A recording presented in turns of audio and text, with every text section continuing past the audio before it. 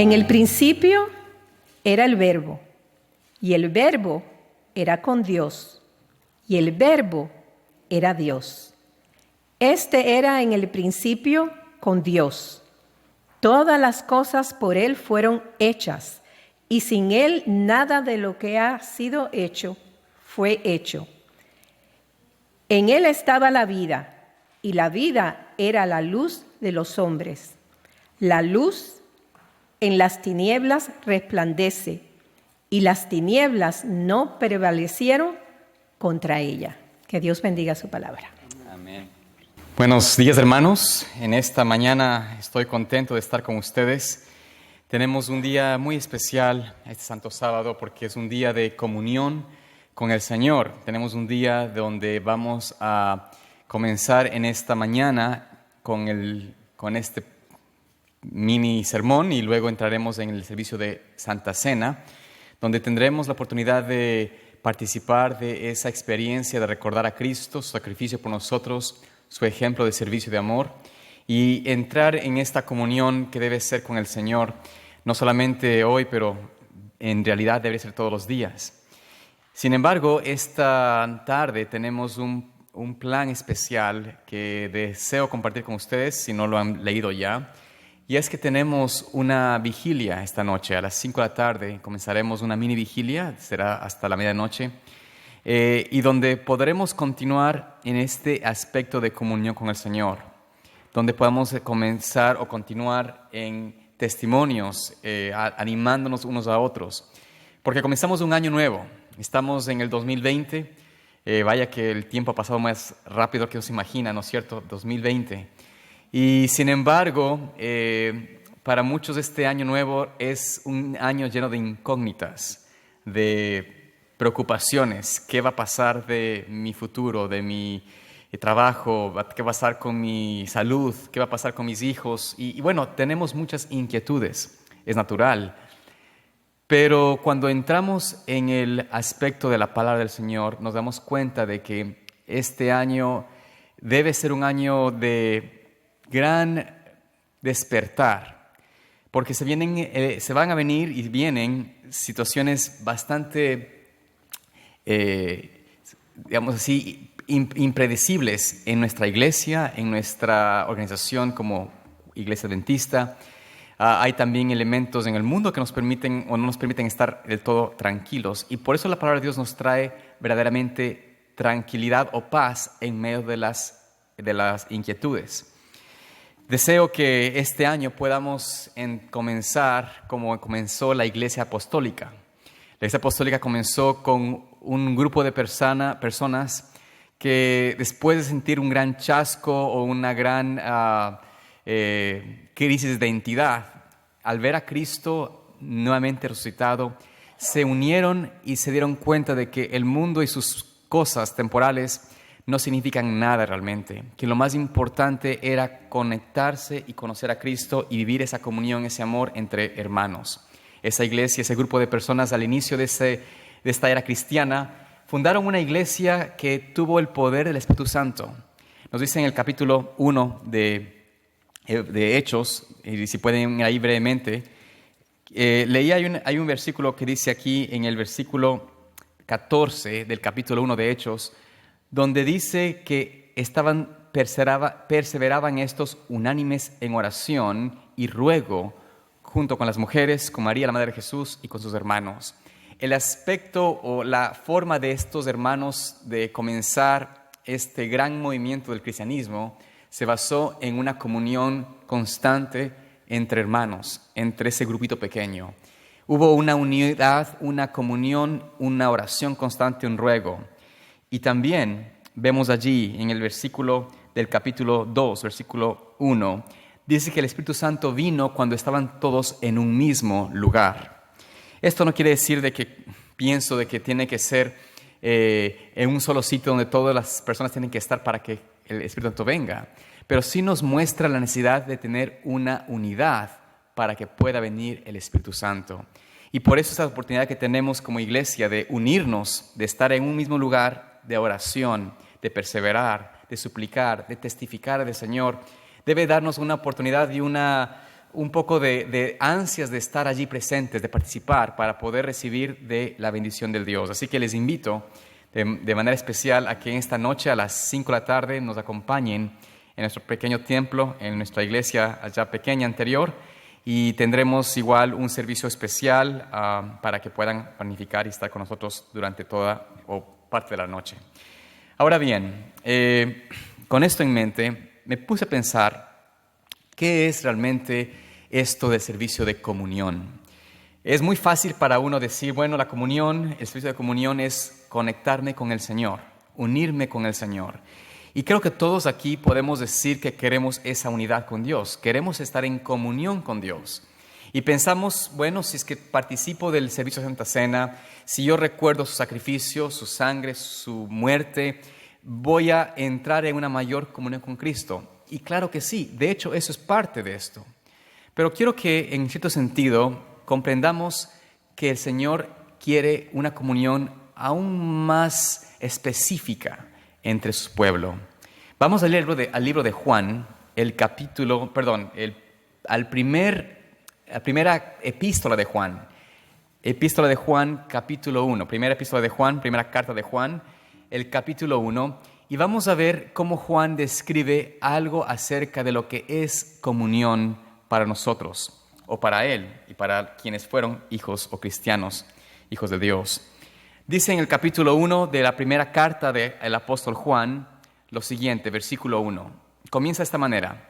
Lo que existía desde el principio, lo que hemos visto, lo que hemos oído, lo que hemos visto con nuestros ojos, lo que hemos contemplado y lo palparon nuestras manos, esto proclamamos acerca del verbo de la vida. Es un lenguaje muy similar a lo que él escribió en el Evangelio de Juan. Él dice, lo que hemos visto, lo que hemos palpado con nuestros ojos, lo que hemos tocado, eso es lo que compartimos a ustedes acerca del verbo de la vida. Este verbo de la vida es ¿quién? Jesucristo, ¿no es cierto? El que es la acción, la palabra viva. Juan describe de que él compartió lo que él vio, lo que él tocó, lo que él presenció con su vida, con sus manos, con sus ojos acerca de Cristo. El apóstol Juan mismo dice que si pudiese haber escrito todo lo que él vio, no hubiese podido tener una librería entera de libros escritos que no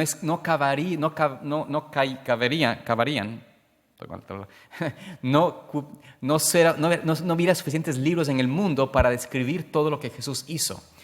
Tanto vio Juan, tanto evidenció él, y imagino que él en su mente empezó a recordar, ¿no?, cómo el Señor le mostraba día a día, paso a paso, hora tras hora, la forma de vivir. Y por eso Juan dijo, va a ser imposible escribir todo lo que él hizo, pero su amor, su vida, lo que él es, algo de lo que podemos compartir, lo hacemos. Dice el versículo 2, la vida que estaba con él, con el Padre, se manifestó. Nosotros la vimos y os anunciamos la vida eterna. Y lo que hemos visto y oído, eso os anunciamos para que tengáis comunión con nosotros. Porque nuestra comunión con el Padre y con su Hijo Jesucristo es real. Esto os escribimos para que vuestro gozo sea cumplido. Entonces el apóstol Juan nos está diciendo algo interesante. ¿Por qué contar de la historia de Cristo? ¿Por qué vamos a contarles? ¿Por qué hablamos de lo que Jesús hizo por nosotros, de lo que presenciamos? ¿Por qué la historia del Calvario, la historia de su sacrificio? ¿Por qué la historia de sanar a los enfermos, de dar vista a los ciegos? ¿Por qué contamos esas historias? El propósito es, de acuerdo a la palabra de Juan, es para que también ustedes participen de la comunión que tuvimos con el Hijo. Si bien es cierto, no podemos nosotros ver a Cristo con nuestros ojos actuales, no podemos palpar sus manos en este momento. A través de su palabra, a través de la experiencia de Juan y los apóstoles, podemos tener esa misma comunión tangible, visible por la fe que tuvieron sus apóstoles, sus discípulos. Cuando uno lee la palabra de Dios de una forma superficial, sin realmente creer en ella como palabra de vida, se convierte en un libro más de información. Pero para el que cree con sinceridad, al que cree en la palabra y el testimonio de Juan y los apóstoles, esta comunión se vuelve una realidad. Empezamos a vislumbrar a Cristo de una manera tan real, tan tangible, que al igual que a Juan, que al igual que Pedro, que al igual que los apóstoles, podemos con seguridad declarar que conocemos a Jesús. Poder declarar que usted conoce a Cristo no es un pensamiento únicamente intelectual. Es un pensamiento de experiencia, es un pensamiento que debe ser sentido en nuestra vida. Esta es la razón por la cual Él nos confiesa o nos comparte de lo que Él experimentó, para que tengáis comunión con nosotros, porque nuestra comunión con el Padre y con su Hijo es real. Usted quiere tener una real comunión con el Padre, con el Hijo. Debemos entonces aceptar esta palabra escrita como real. Y entonces, dice la palabra del Señor, esto escribimos para que vuestro gozo sea completo. No sé cuántos de ustedes han sentido gozo en este último mes de diciembre.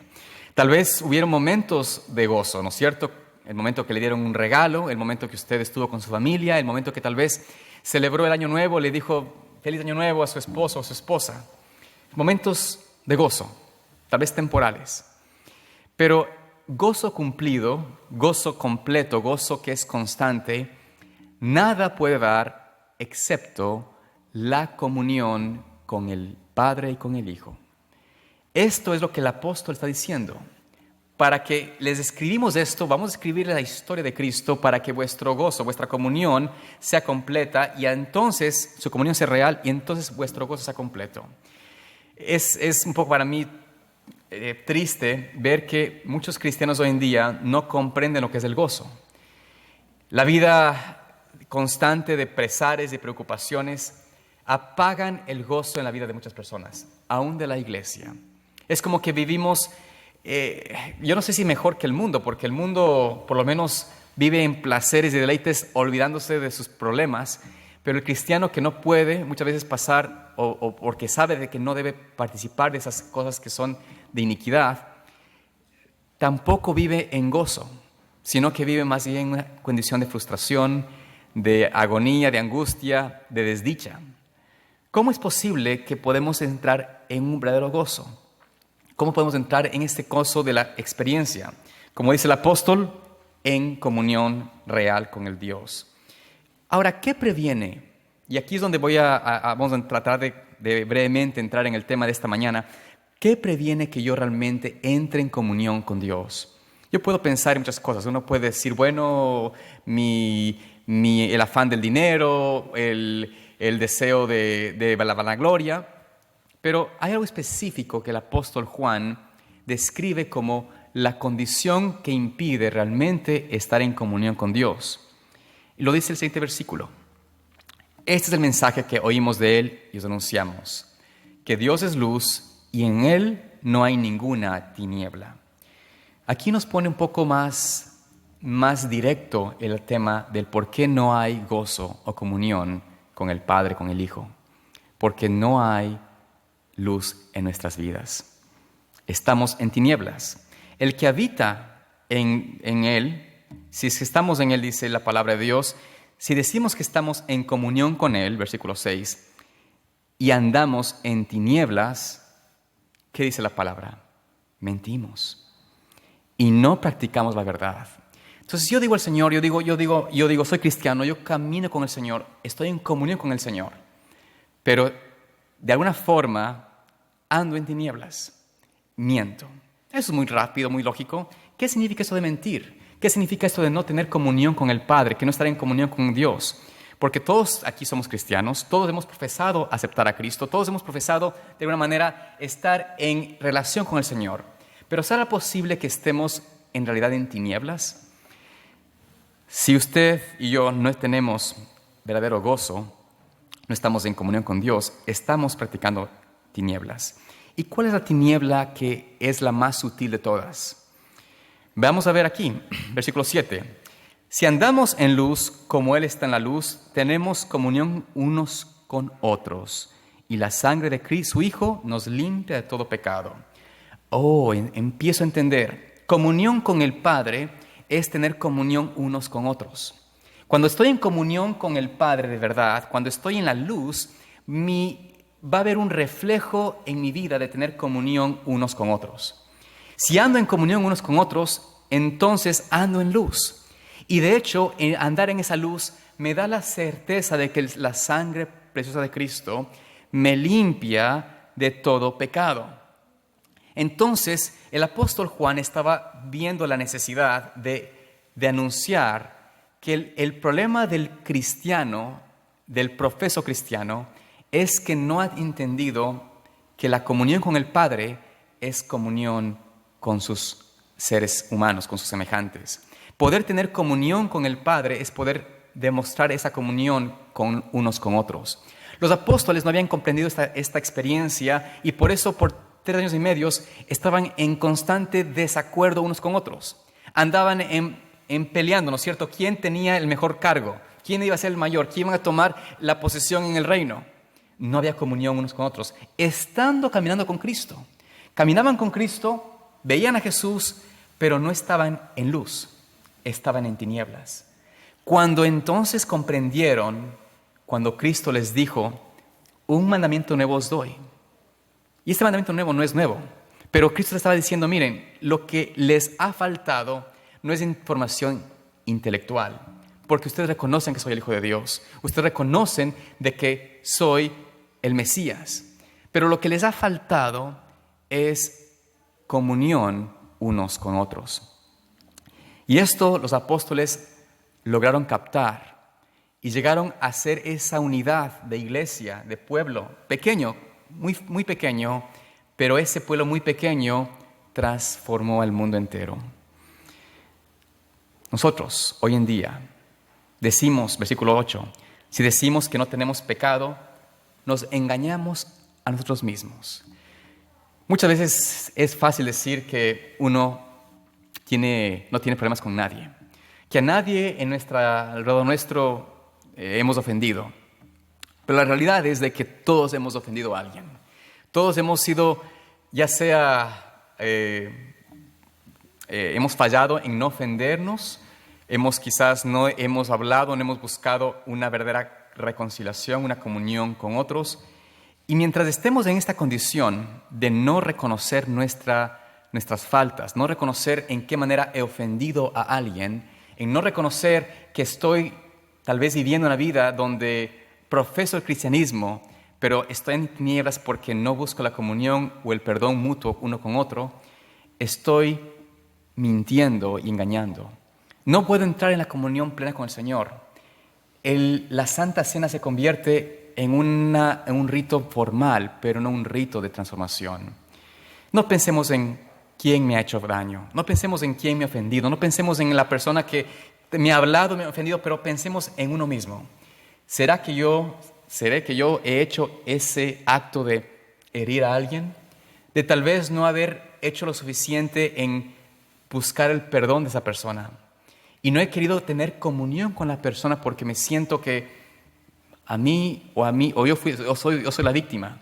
Sea como sea, la condición de la palabra de Dios nos dice que si decimos que no tenemos pecado, si decimos que yo no he ofendido, si decimos que yo no he estado en desacuerdo con alguien, que no he estado lejos de comunión con alguien, mentimos. Y nos engañamos a nosotros mismos y la verdad no está en nosotros. Si confesamos, versículo 9, nuestros pecados. Si yo decido, Señor, debo cambiar esto, no puedo seguir así. Me doy cuenta y analizo mi vida de que sí he ofendido, de que yo no estoy en comunión con mi Padre y porque no estoy en comunión con mis hermanos. Entonces, si es que confieso mis pecados, Dios es fiel y justo para, ¿qué cosa? Perdonar nuestros pecados y limpiarnos de todo mal. Qué hermosa promesa del Señor. Dios nos quiere limpiar. Dios quiere que tengamos comunión con Él, comunión unos con otros.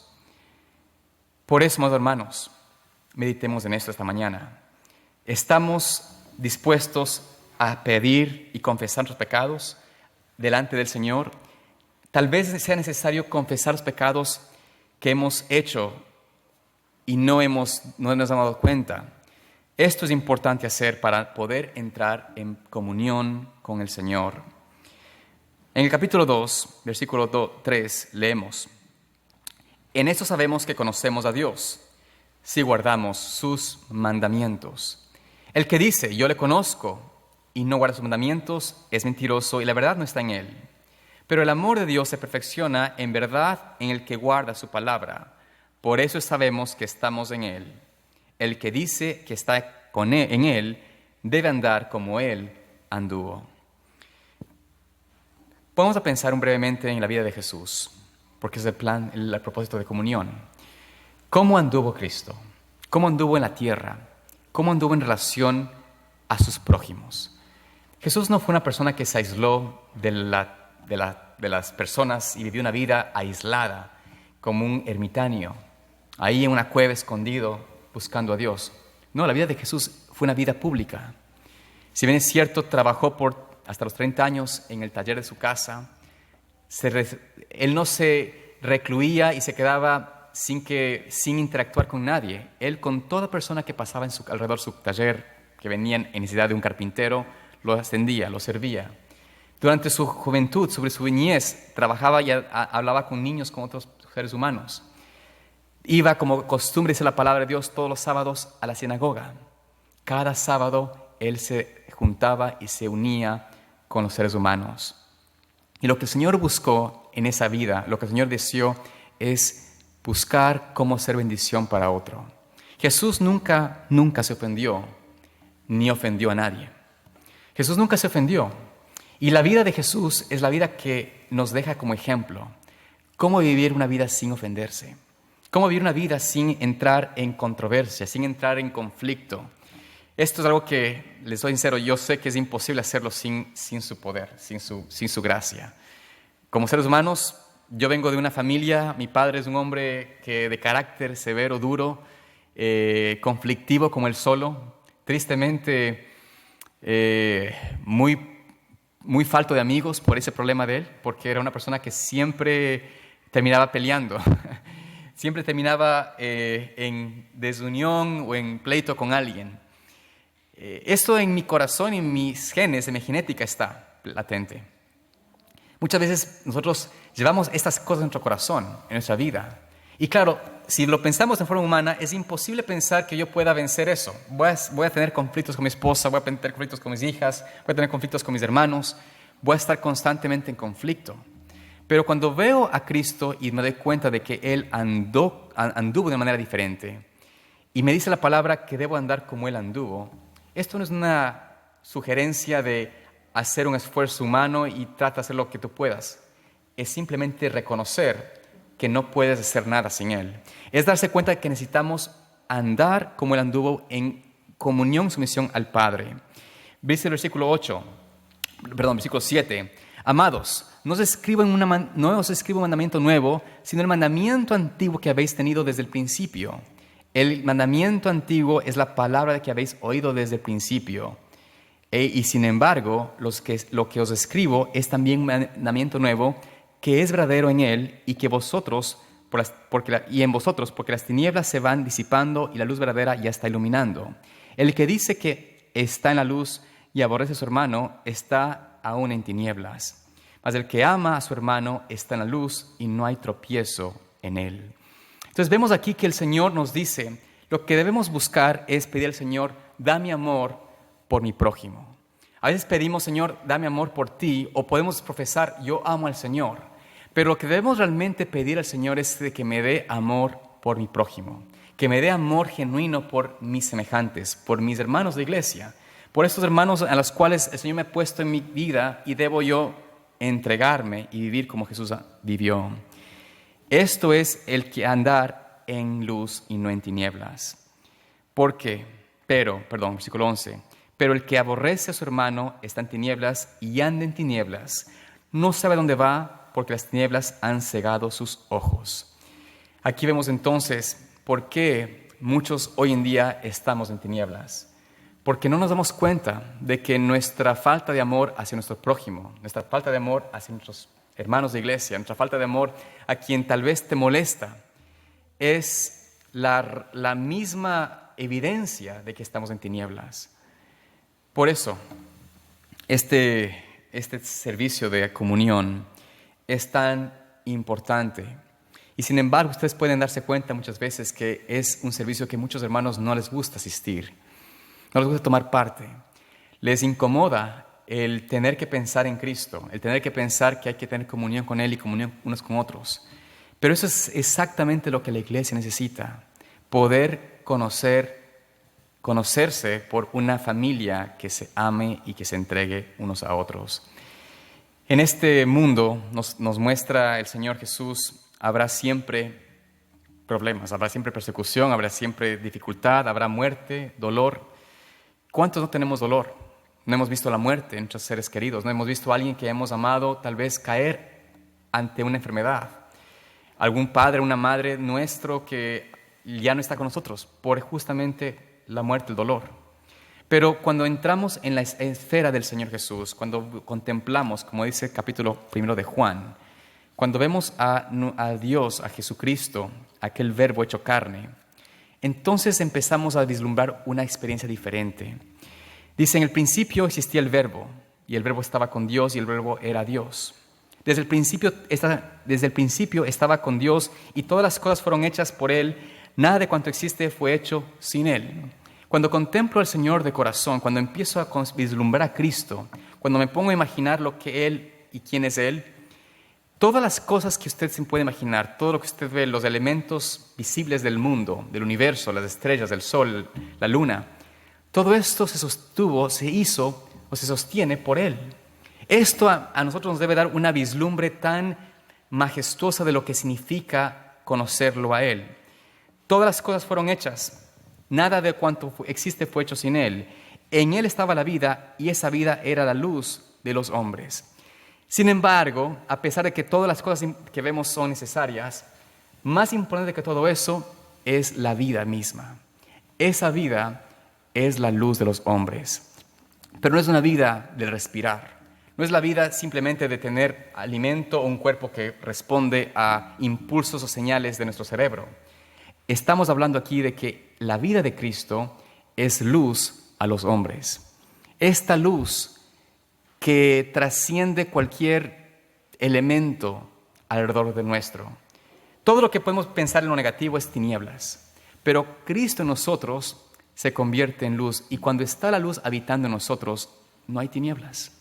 ¿Qué permitió a que los apóstoles pudiesen pasar tanto sufrimiento humano y sin embargo con tanta certeza, con tanta alegría, con tanto gozo? ¿Qué hizo que Pablo pueda ser apedreado 3 veces? Que sea puesto en calabozos, azotado 70 veces menos una, 69 veces, y de alguna forma él mantenga un espíritu optimista, alegre, contento de la vida. ¿Qué impidió a que a través de las edades los que fueron llevados a los circos romanos, a los mártires, que eran crucificados, quemados vivos, que sus hijos eran lanzados a las bestias salvajes y en presencia de ellos esos animales devoraban a esos niños? ¿Qué impidió que estas personas pudiesen claudicar, ceder ante la presión? Habían entrado en comunión con Dios, tenían la luz en sus vidas. Lo que reflejaban ante sus opresores no era la luz de ellos, sino la luz de Cristo. Cantar mientras es perseguido, alabar a Dios mientras es quemado vivo, pedir como hizo Esteban mientras le apedreaban: Señor, perdónalos. ¿Qué forma de demostrar que había comunión con el Padre porque amaban a los seres humanos? Esta es la experiencia que el Señor quiere que tengamos nosotros cuando hablamos de comunión. La comunión se refleja en nuestra comunión diaria unos con otros. Mis amados hermanos, Dios quiere que tengamos victoria sobre el pecado. Y el pecado el pecado más grande de nosotros es el que no lo vemos. Y es el pecado que nos hace andar ciegos. Las tinieblas que tenemos son las tinieblas del sentirnos ofendidos o del ofender a otro. Pero Dios quiere que ahora usted y yo participemos de una experiencia de contemplar a Jesús. Cuando vamos en unos momentos a entrar en el rito de humildad, yo quiero que ustedes realmente vean a Jesús y se imaginen cómo Él anduvo en ese momento, cómo Él caminó hacia sus discípulos, con qué cariño, con qué ternura se levantó a lavar los pies, con qué manera de demostrar el afecto genuino que tenía por los hombres y decir, Señor, yo quiero tener esa experiencia también, yo quiero sentir tu amor en mi vida reflejado hacia otros. La comunión entre hermanos es necesaria, es fundamental para que el Señor Jesús derrame su Santo Espíritu sobre nosotros. Estamos, amados hermanos, en un año de, como les decía, de mucha incógnita. Y queremos comenzar este año, por lo menos, empezarlo con el pensamiento adecuado. Señor, yo quiero este año tener una comunión contigo real. Y quiero ver reflejada esa comunión en mi iglesia, en mis hermanos y mi familia. Mi deseo es de que este servicio nos haga esto a nosotros, que nos amemos de corazón, que podamos deponer toda cosa que nos impida amarnos, perdonarnos si es necesario, pedir perdón también si es necesario, ¿no es cierto? Y amar a quienes nos ofenden, amar a quienes no nos hacen el bien, amar a quienes tal vez nos ultrajan, nos han hecho daño, nos han hablado mal, amarlos de corazón. Si como iglesia hacemos eso, lograremos lo que el pueblo, los discípulos lograron con Jesucristo, trastornar al mundo entero por ese amor que se reflejó en su experiencia. Así que, amados hermanos, yo quiero simplemente dejarles esto en este momento.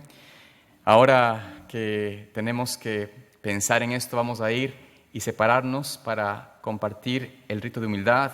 Quienes no conocen un poco de este servicio, quiero solamente darles unas pequeñas pautas. Estamos celebrando hoy el servicio de comunión, que es el recordatorio de lo que Jesús ha hecho por nosotros. Y antes de tomar parte del pan y del jugo de uva puro, que es lo que Jesús participó, el Señor nos dejó un ejemplo de lavar los pies, de humillarnos y amarnos. Así que todos los que deseen participar del segundo servicio, necesitamos empezar en este aspecto de comunión. Vamos a lavarnos los pies. Busquemos abajo, en la parte de abajo va a haber 3 secciones para parejas, para damas y para caballeros, para que se puedan lavar los pies unos con otros. Al hacer esto, pensemos en la forma que Jesús nos dejó ejemplo y que podamos amar de corazón. Luego de eso subiremos para acá para continuar con el servicio de la comunión Santa Cena. Y mientras eso sucede, vamos a mantenernos en un aspecto de oración y reverencia. Así que vamos a separarnos ahora, vamos a terminar en este momento con esta reflexión y vamos entonces a ir abajo a servirnos unos a otros en el lavamiento de los pies.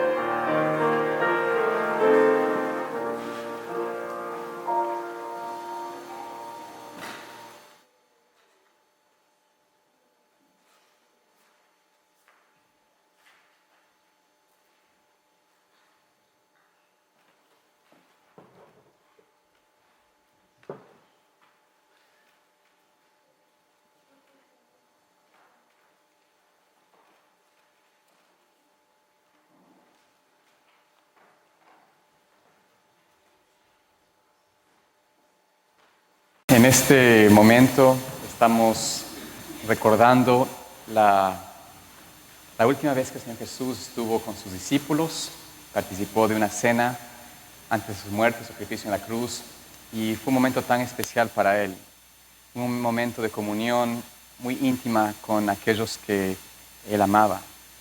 Y de la misma manera podemos nosotros sentirnos que estamos en su presencia, como estuvieron sus discípulos, al participar de este recordatorio, esta cena simbólica que nos recuerda lo que Jesús hizo por nosotros, el servicio, la entrega que se dio en favor nuestro. Y por eso queremos invitarles que los que puedan participar lo hagan con nosotros.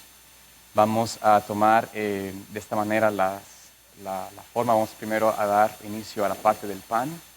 Cada vez que se haya leído, se haya hecho la oración, los que van a tomar parte se van a poner en pie y los diáconos vendrán por cada uno de ustedes, servirán el pan y tomarán asiento.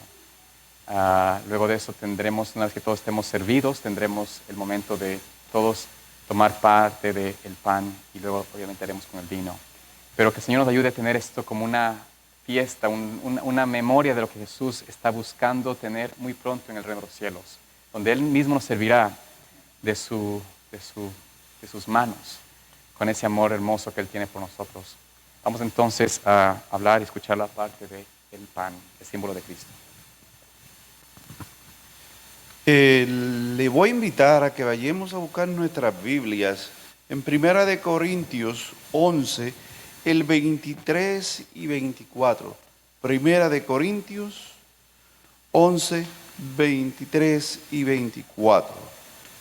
Leo como dice: porque yo recibí del Señor lo que también os he enseñado, que el Señor Jesús, la noche que fue entregado, tomó pan y, levantado, dando gracias, lo partió y dijo: tomad, comed, esto es mi cuerpo, para que por vosotros es partido. Haced esto en memoria de mí. Que Dios bendiga su palabra. Amén. Les voy a invitar a aquellos que puedan que vayamos de rodillas para pedir la bendición de nuestro Dios.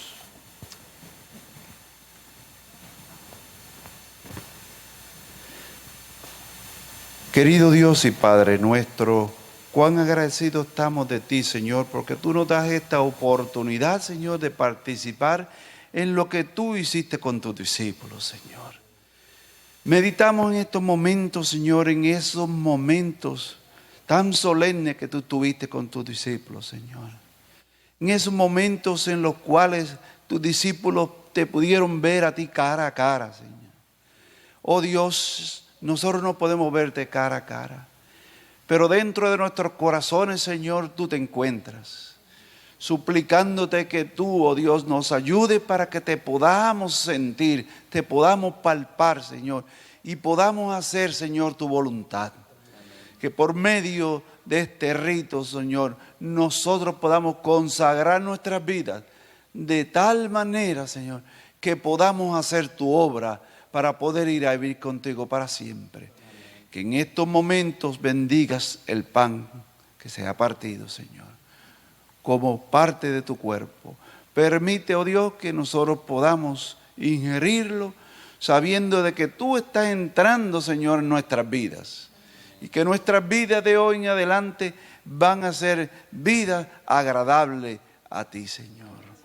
Sé con todos nuestros amados, Señor, que no están aquí en medio nuestro. Permite que ellos puedan sentir la presencia de tu Santo Espíritu en estos momentos, Señor. Todo esto te lo pedimos, no porque haya mérito en nosotros, Señor, sino porque, oh Dios, tú nos das tu gracia. Amén. Es en el nombre de Jesús que te lo pedimos todo. Amén.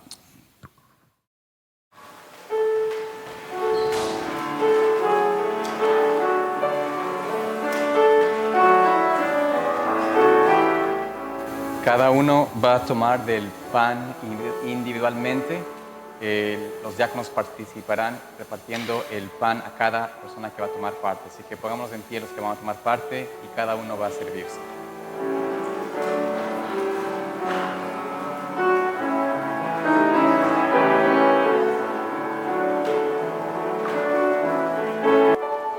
Cuando llegó la hora, Jesús se sentó a la mesa con los apóstoles y les dijo: en gran manera he deseado comer esta Pascua con vosotros antes de padecer. Porque os digo que no la comeré más hasta que se cumpla en el reino de Dios. Cristo desea que nosotros comamos de su cuerpo, tomemos parte de lo que Él es. Y al recordar que el cuerpo de Cristo fue quebrantado por nosotros, que Él recibió esas espinas en su cabeza, en su sien, que recibió látigos en su espalda, que quebrantaron su piel, los clavos que clavaron sus manos y sus pies, y esa lanza que entró en su costado. Todo fue hecho, todo su cuerpo fue quebrantado por salvarnos, por darnos la oportunidad de tener redención. Esperemos de que este cuerpo de Cristo sea nosotros una memoria no solo de recordar su sacrificio, pero también del amor que tuvo por nosotros, de lo cuánto Él se entregó y se dio a sí mismo para que podamos ser redimidos de todo pecado. Que el Señor nos ayude a también gozarnos en la esperanza bendita de que su cuerpo en nosotros es la esperanza de gloria, de que podemos por su gracia participar de esa naturaleza divina de Cristo.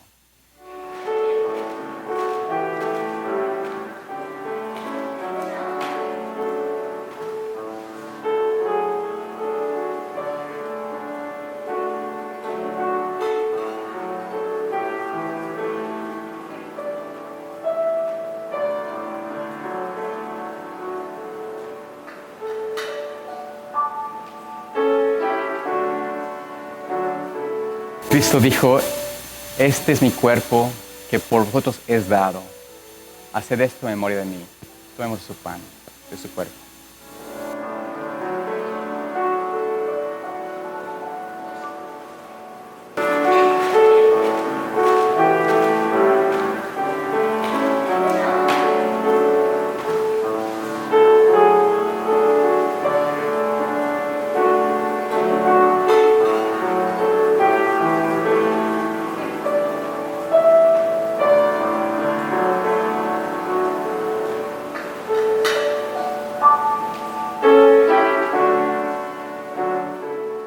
Cristo dijo, este es mi cuerpo que por vosotros es dado.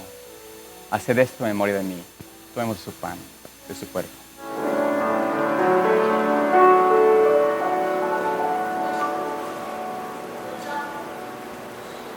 También les invitamos, si quieren participar, 1 Corintios 11.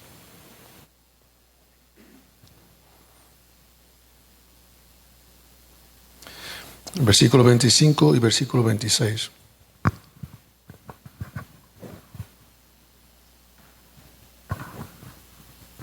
Asimismo, tomó también la copa después de haber cenado, diciendo, esta copa es el nuevo pacto en mi sangre. Haced esto todas las veces que bebiereis en memoria de mí, porque todas las veces que comiereis este pan y bebiereis esta copa, la muerte del Señor anunciáis hasta que venga. Les invito a orar.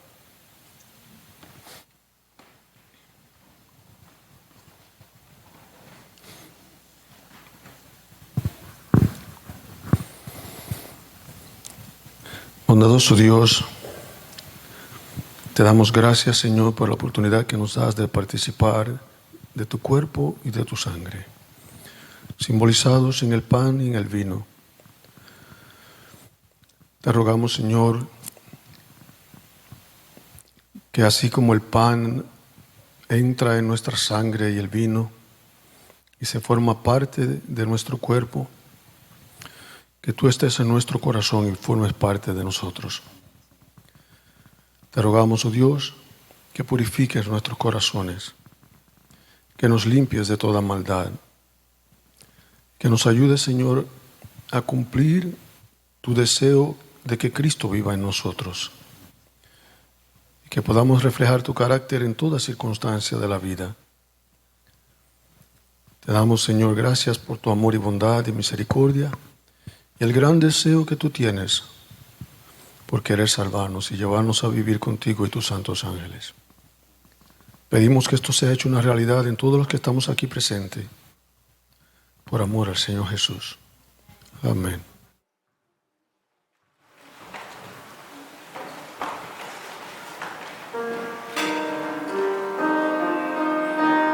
Mismos ponemos en pie los que vamos a participar hasta que sean servidos con el jugo de uva, símbolo de su sangre.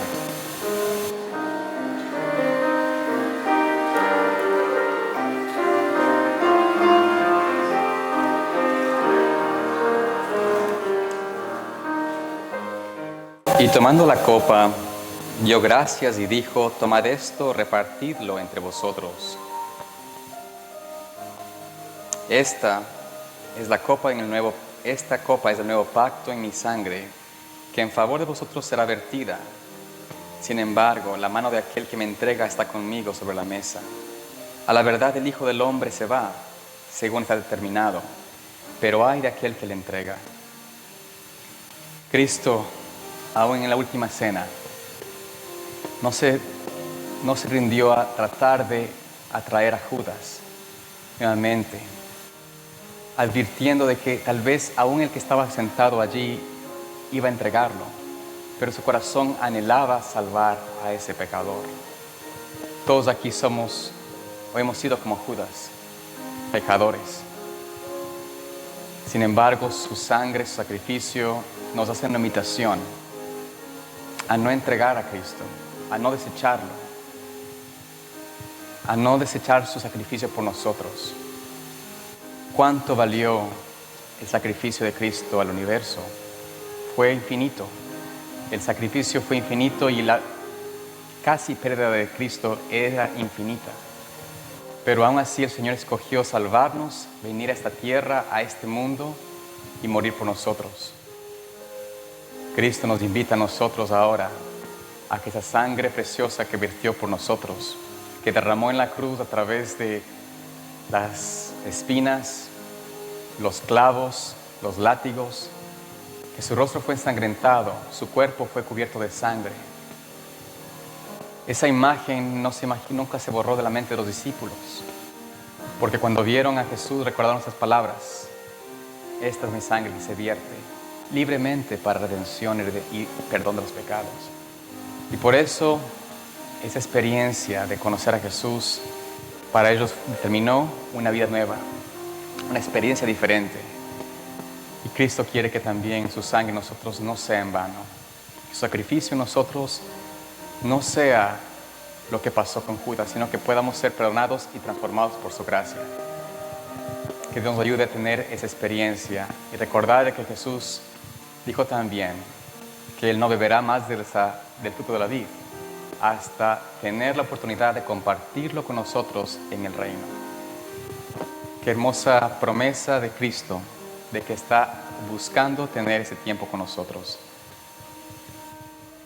Vamos a esperar que todos estén servidos.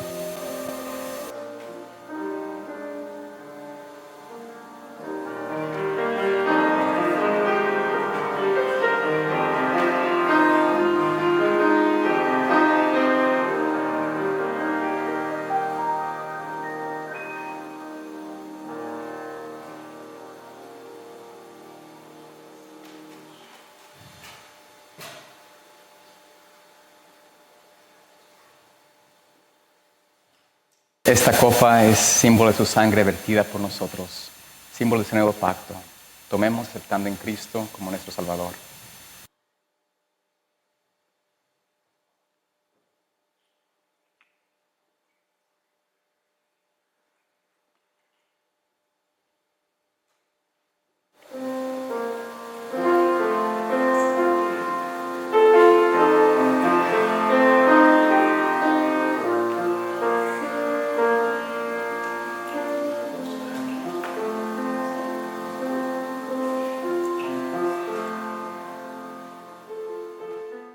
Jesús dijo al final de la cena que estaban limpios sus discípulos. Y podemos también tener certeza de que el Señor nos ha limpiado de nuestros pecados y que esta es una hermosa experiencia para nosotros, que podemos tener la limpieza de nuestras culpas, nuestras iniquidades, y que podemos estar delante del Señor limpios como Jesús vivió, como Él fue. Ahora cantemos, para terminar, el himno 497. Las manos que el Señor nos ha dejado, nuestros cuerpos, que sean de servicio para nosotros. Los diáconos recogerán las copitas mientras cantamos y alabamos el nombre del Señor. Pongámonos en pie para cantar juntos. 497.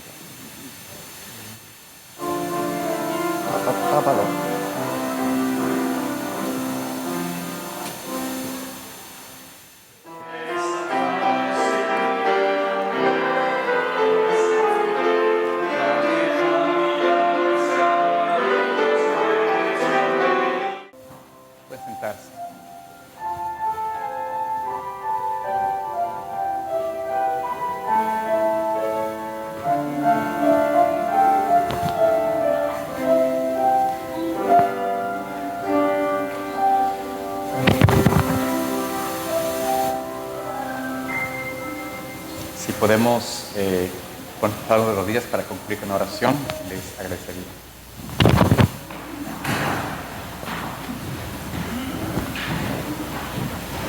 Amante Padre Celestial, en esta hora estamos, Señor, gozosos porque tu muerte, tu sacrificio por nosotros nos trae limpieza y perdón del pecado. Nos purifica, Señor, y nos da una nueva experiencia de limpieza, de poder estar delante de ti en paz. Oh Señor, que tu justicia perfecta nos pueda acompañar y revestir todos los días, y que podamos, Señor, por tu gracia, estar delante de ti cuando tú vengas, oh Señor, ahí en ese hermoso cielo nuevo que tú darás, tierra nueva, Señor, Nueva Jerusalén, donde tú nos servirás de tu cena y nos darás, Señor, partícipes de esa experiencia tan hermosa que tú también estás ansioso de participar.